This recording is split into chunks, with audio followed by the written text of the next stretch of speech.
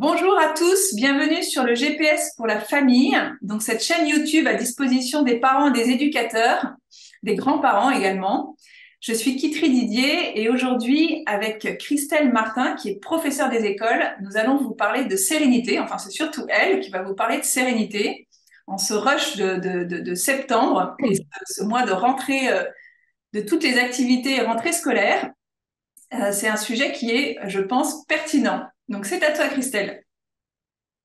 Bonjour Kitry, bonjour à tous.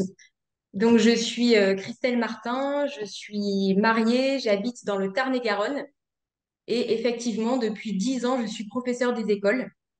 Donc grâce à mon métier j'ai pu acquérir une certaine expérience dans l'accompagnement des parents d'élèves, que ce soit pour la gestion des devoirs à la maison ou plus largement pour la gestion des émotions dans les relations familiales.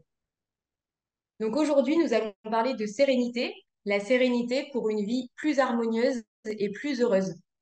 Donc, j'aurai plusieurs parties dans mon petit topo.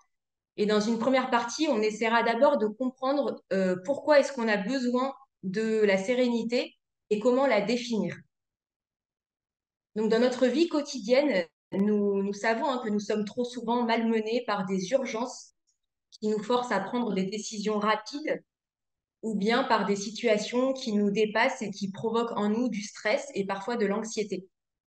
Nous jonglons souvent entre plusieurs occupations. Nous sommes obligés d'apprendre à être multitâches. La plupart des parents essaient d'être à la fois très compétents dans leur profession et à la fois très présents auprès de leurs enfants. Beaucoup essaient d'être des parents parfaits, donc ce qui rajoute une tension, une pression supplémentaire dans l'éducation des enfants. En bref, notre vie est souvent une succession ininterrompue de devoirs, d'obligations, de courses, le tout entrecoupé de temps en temps de moments de détente. Mais souvent, en fait, on a à peine le temps de savourer ces moments de détente que déjà on retombe dans le rythme effréné de notre quotidien. Et une telle vie peut vite devenir laborieuse, voire pénible, si nous n'y faisons pas attention. Le risque de l'activisme, on le sait, il est très présent dans notre société. Et cet activisme, en fait, il entraîne une usure considérable de notre corps et en particulier de notre cerveau. Alors, pour faire face calmement à nos vies bien remplies et parfois trop remplies, eh bien, on a besoin d'une vertu humaine. Alors, je parle de vertu au sens grec, c'est-à-dire tout ce qui concerne la recherche de l'excellence humaine. Et cette vertu dont nous avons besoin, c'est la vertu de sérénité. Donc, la sérénité, elle peut se définir comme la paix dans l'adversité ou encore le calme face aux difficultés. Alors, dans notre quotidien, on est confronté à plein de petits ennemis de la sérénité. Ces petits ennemis, en fait, ils jalonnent notre quotidien. Ça peut être un embouteillage qui nous empêche d'arriver à l'heure à un rendez-vous important. Ça peut être une contravention qu'on reçoit pour excès de vitesse, un voisin qui nous énerve particulièrement, etc. Et au sein de la cellule familiale, les occasions de perdre la sérénité sont très fréquentes, que ce soit une dispute avec son mari ou sa femme, un enfant qui casse un objet précieux auquel on tenait beaucoup, un adolescent qui nous tient tête tout d'un coup alors que la veille il était encore sage, un enfant qui refuse de faire ses devoirs, etc. La liste pourrait être très longue. Et chaque jour, en fait, si nous y sommes attentifs, nous pouvons identifier ces moments où notre équilibre a été perturbé par des choses plus ou moins importantes. Mais très souvent, en fait, on se rend compte que notre équilibre est perturbé par des broutilles. Or, il faut se dire que la personne qui parvient à rester sereine dans ses broutilles, donc dans ses petites contrariétés, eh bien, elle acquiert une force dont elle aura besoin face à des contrariétés plus grandes. En fait, on doit apprendre à s'arrêter et à regarder. Parce que souvent, nous avons tendance à parcourir notre vie comme un saumon qui remonte sans relâche le courant de la rivière et qui avance et avance sans regarder autour de lui et sans jamais s'arrêter. Alors que si nous apprenons à nous arrêter pour observer justement ces moments où nous avons perdu la sérénité, pour les revoir a posteriori avec calme, eh bien, nous arriverons sûrement à comprendre quel a été le défaut chez nous qui nous a fait perdre la sérénité à cet instant T, à ce moment précis, et quel a été le défaut qui nous a fait peut-être démarrer au quart de tour. Est-ce que c'est de l'impatience? Est-ce que c'est une hypersusceptibilité? Est-ce que c'est une peur excessive du regard des autres? Il y a plusieurs raisons possibles hein, à la perte de sérénité en fonction de notre caractère, en fonction de notre histoire aussi. Donc après, c'est à chacun de nous de faire le travail nécessaire pour bien se connaître et se comprendre, parce que comprendre ce qui a déclenché chez nous la perte de sérénité, c'est le meilleur moyen pour apprendre à garder la sérénité lorsque surviendront ensuite des tribulations plus sérieuses.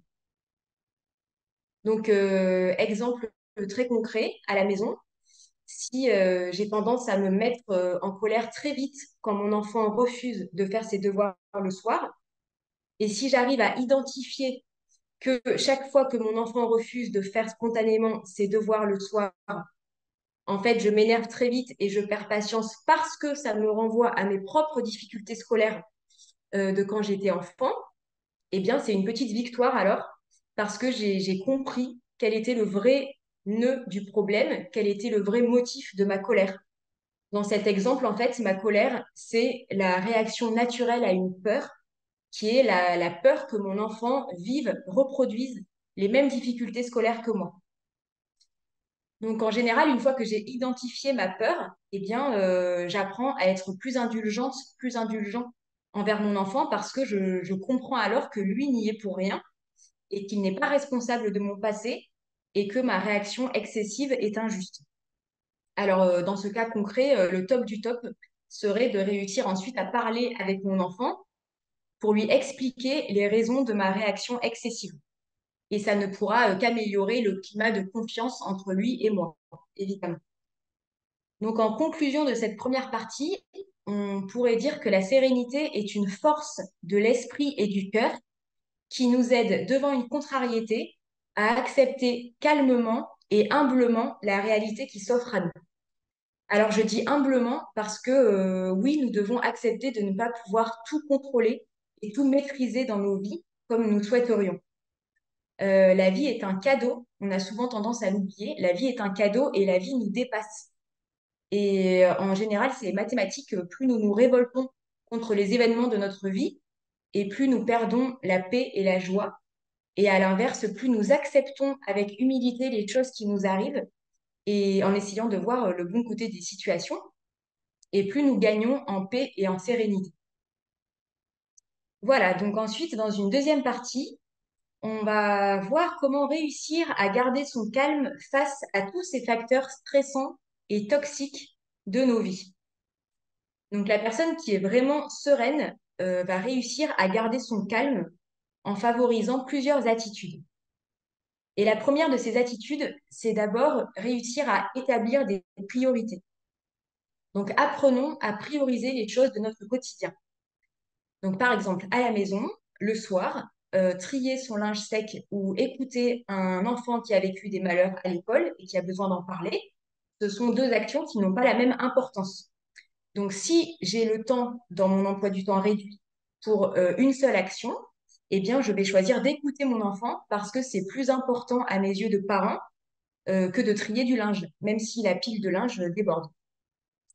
Donc voilà, apprenons à prioriser les choses, apprenons à privilégier les personnes de notre famille et non les préoccupations matérielles.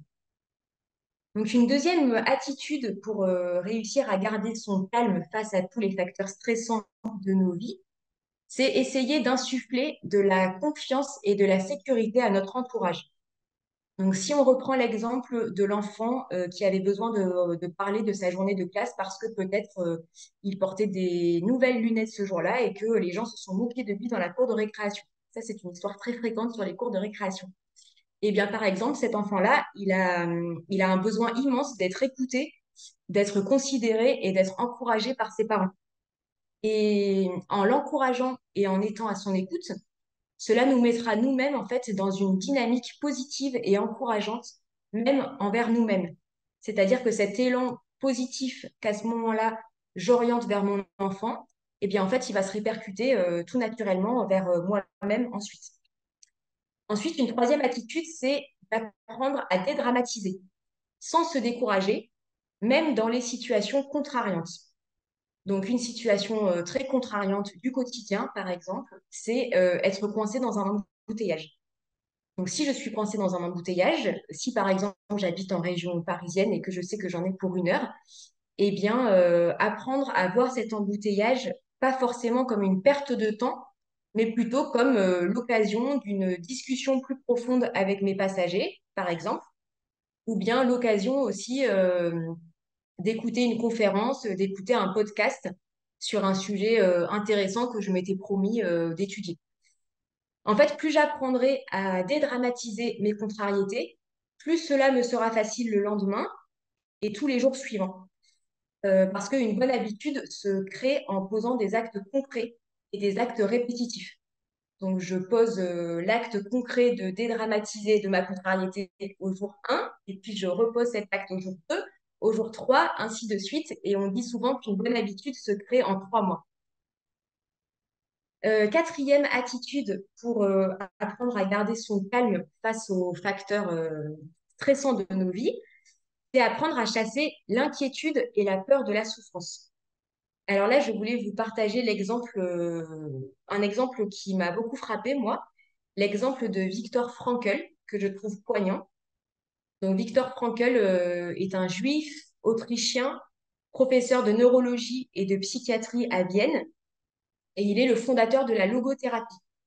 Donc, la logothérapie, c'est une psychothérapie fondée sur l'idée que c'est le sens que nous donnons à notre vie qui motive nos actions et qui oriente nos actions. Alors, Viktor Frankl a survécu au camp de concentration pendant la Seconde Guerre mondiale et il relate cette expérience dans son livre intitulé Découvrir un sens à sa vie. Et donc, dans ce livre, il écrit, donc je cite, quelles que soient les difficultés relatives à une situation, nous pouvons toujours choisir d'en faire une occasion de grandir ou au contraire une occasion de souffrir davantage. Nous pouvons choisir le découragement et décider de cultiver la souffrance, mais nous pouvons surtout modifier notre manière de voir notre souffrance. Ça aussi, c'est un choix. Nous pouvons voir ainsi dans chaque épreuve une occasion de grandir. Voilà, donc moi, cette citation, ça m'impressionne beaucoup et ça révèle une grande liberté intérieure qui ne dépend pas des circonstances extérieures. Donc ça veut dire que même au milieu de son camp de concentration, en fait, Viktor Frankl a réussi à garder, à cultiver cette liberté intérieure malgré les fils barbelés autour de lui et malgré les mauvais traitements qu'il subissait sûrement. Donc c'est vraiment une manière de voir la vie et de voir les circonstances qui nous entourent. Et enfin, dernière attitude, la personne sereine va réussir à garder son calme en vivant dans l'instant présent, tout simplement. Alors, je dis tout simplement, mais en fait, c'est pas si facile que ça de vivre dans l'instant présent. Nous perdons souvent du temps et de l'énergie à nous débattre entre le passé et le futur. On est souvent voilà, entre les regrets du passé, voire les culpabilités du passé, et puis les inquiétudes de l'avenir. Donc les inquiétudes pour un futur qui n'est pas encore là. Donc en fait, c'est fatigant et c'est inutile. En réalité, nous devrions apprendre à accueillir de façon toujours nouvelle le moment présent. Alors c'est sûr, c'est un chemin de patience parce que on n'y arrivera pas du premier coup. Mais c'est une belle attitude à acquérir, d'autant plus lorsque nous sommes tentés de tomber dans l'activisme, l'efficacité, la rentabilité. Donc souvenons-nous aussi que l'important n'est pas de faire et de faire, mais vraiment d'être. Et que souvent d'ailleurs, nos manières d'être, nos sourires, nos paroles aimables, en fait, marquent beaucoup plus les gens que beaucoup de nos actes, même si parfois nos actes peuvent faire beaucoup de bruit et prendre beaucoup de place. Alors, être dans l'accueil du présent, c'était le leitmotiv du docteur Vitoz. Le docteur Vitoz, c'est un médecin qui a vécu à la fin du 19e siècle et au début du 20e siècle et qui a développé une thérapie, donc on appelle la thérapie Vitoz, fondée sur l'accueil des sensations de notre corps au moment présent dans le but de décrocher des pensées qui polluent sans cesse notre cerveau et qui nous empêchent d'être vraiment à ce que nous sommes. Et le docteur Vitos disait quelque chose de très intéressant. il disait qu'on doit réapprendre à être comme le petit bébé naissant qui reçoit tout. Alors effectivement, le bébé reçoit tout. Il reçoit la lumière, il reçoit les sons, il reçoit les sourires de ses parents, il reçoit les caresses. Et en fait, accueillir est 1000 fois plus reposant que émettre. Or, nous sommes dans un monde qui est en permanence dans l'émission, le faire et presque plus jamais dans la réception. Donc, apprenons aussi pour gagner en sérénité à vivre de cette réception. Par exemple, réapprenons à accueillir l'amour de nos proches, à l'accueillir comme un cadeau qui nous est donné. Parce que oui, l'amour de mon mari, de ma femme ou de mes enfants est un cadeau qui m'est donné. Réapprenons à accueillir, par exemple, les services que nos enfants nous rendent. Réapprenons à accueillir ne serait-ce que le bien-être physique que je ressens après une sieste très reposante.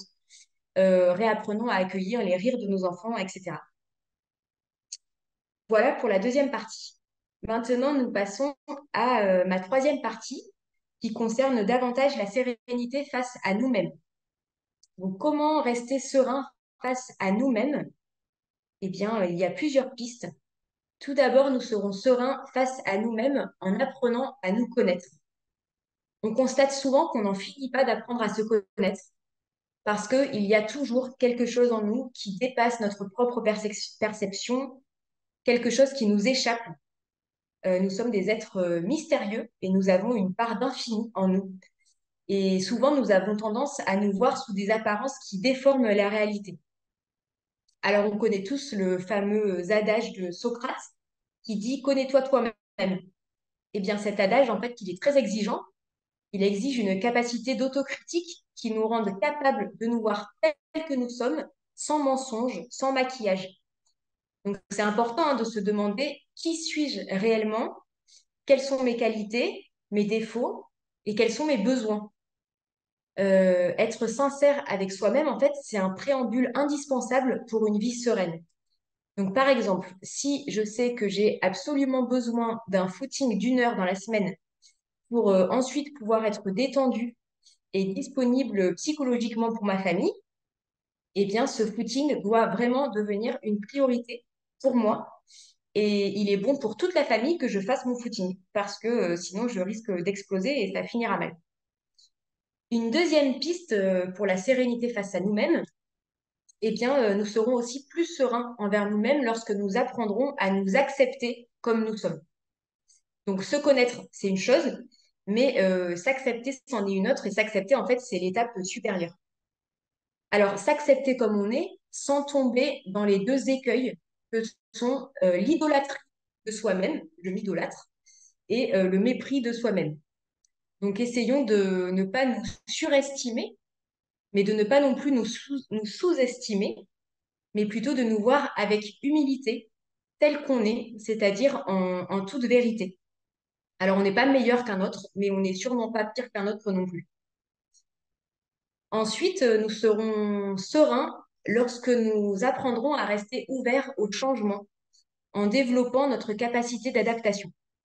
Alors, c'est sûr que ça maintient dans la paix parce que si nous sommes vraiment prêts à toutes les contrariétés, tous les changements de programme, tous les imprévus, chaque jour, eh bien, rien ne pourra plus nous troubler.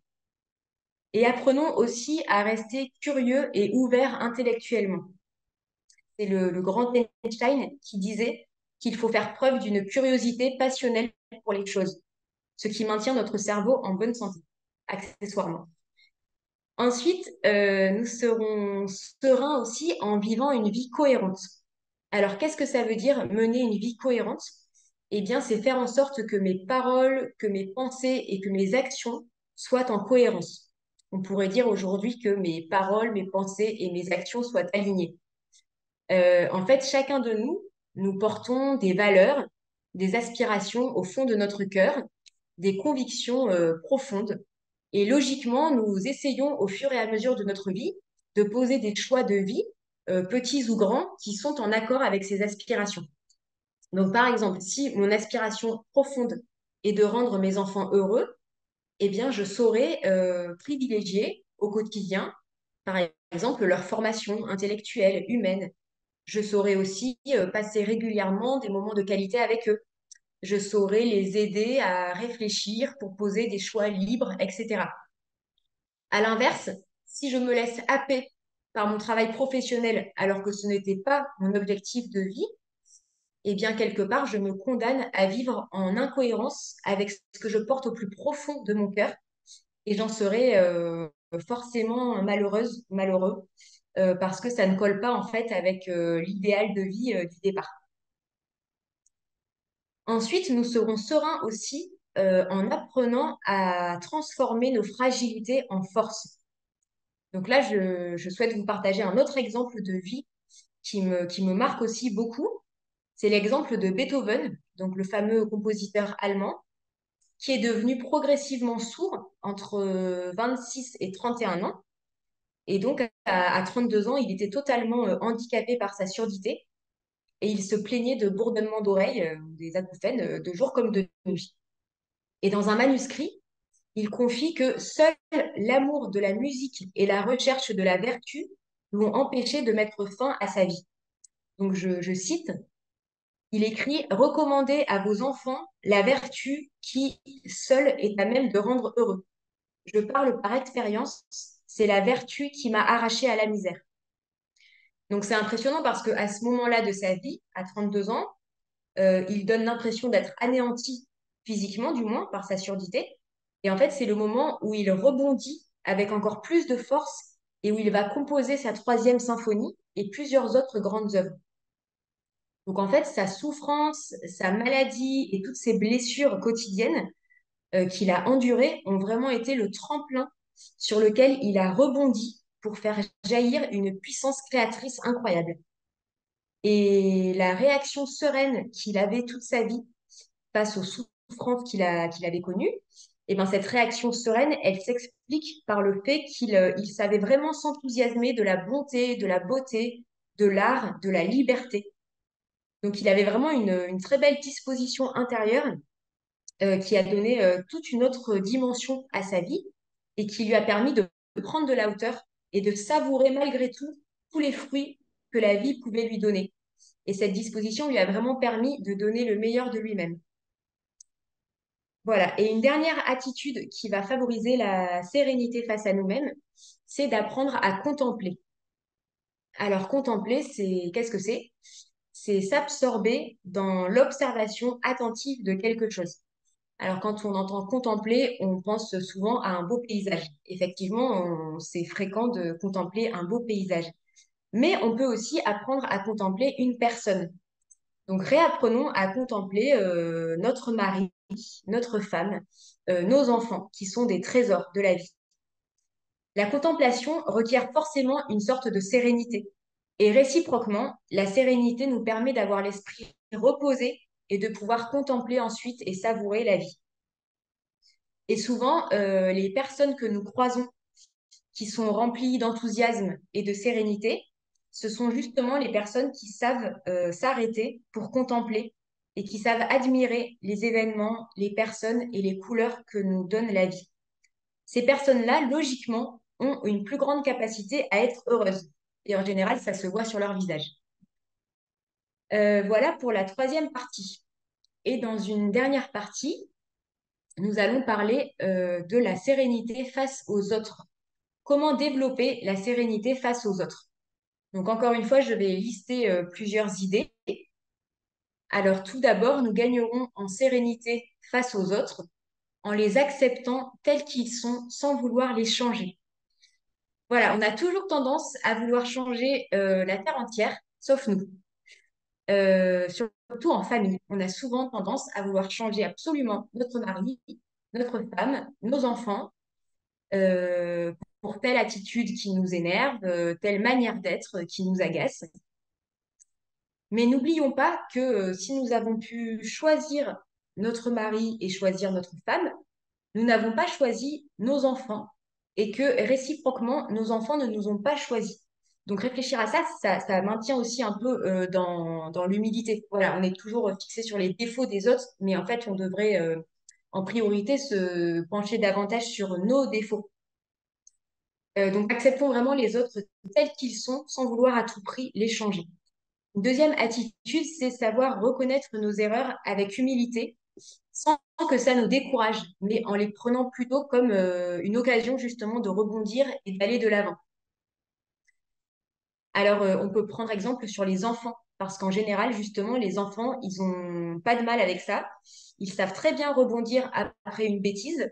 Ils sont un petit peu chagrinés par leur bêtise, mais hop, aussitôt après, ils redémarrent et c'est reparti. Alors que nous, adultes, nous mettons plus de temps à nous ressaisir après une erreur, à digérer une erreur qu'on aurait faite. Donc, essayons, voilà, d'acquérir cette même légèreté qu'ont les enfants. Ensuite, essayons d'éviter l'effervescence multitâche. Donc, essayons de nous concentrer sur une seule tâche et de faire l'effort de nous y concentrer réellement. Alors, il y a une phrase qui est facile à retenir, c'est essaie de faire ce que tu dois et d'être à ce que tu fais. Donc, d'abord, de faire ce que tu dois. Il y a plein de choses qu'on doit faire dans une journée. Et ensuite, d'être à ce que tu fais.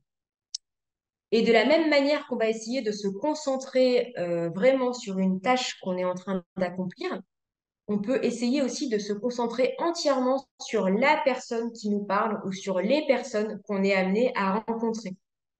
Dans une conversation, c'est très appréciable. La personne en face de nous va vraiment ressentir si on est vraiment attentif à ce qu'elle nous raconte ou si on est ailleurs.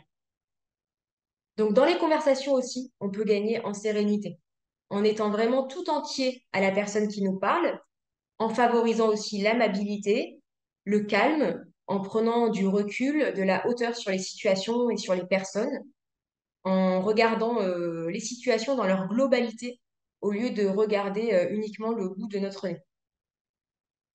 Et enfin, une dernière attitude qui nous fera gagner en sérénité face à notre entourage, eh bien, c'est de développer toujours plus de la bienveillance, une bienveillance inconditionnelle pour notre entourage et toujours plus de compassion. Donc la compassion, étymologiquement, ça vient de compatir, en latin souffrir avec, donc sans nécessairement souffrir avec la personne. La compassion, c'est aussi tout simplement développer cette sollicitude affectueuse pour nos proches. Et développer toujours plus de bienveillance, ça nous amènera forcément à être plus sereins.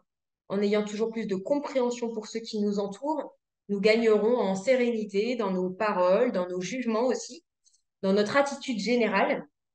Et non seulement nous gagnerons en sérénité pour nous-mêmes, mais surtout nous répandrons la sérénité dans notre famille, ce qui favorisera vraiment un climat de paix et d'harmonie. Donc en petite conclusion, en ce mois de septembre, qui est toujours synonyme de stress, de rentrée, de speed, d'emploi du temps à caler, d'activités diverses et variées, eh ben, essayons de nous poser 5 minutes, seuls ou avec notre conjoint, de nous poser 5 minutes pour essayer de trouver notre moyen concret, notre moyen à nous, pour travailler cette vertu de sérénité et la répandre au sein de notre famille.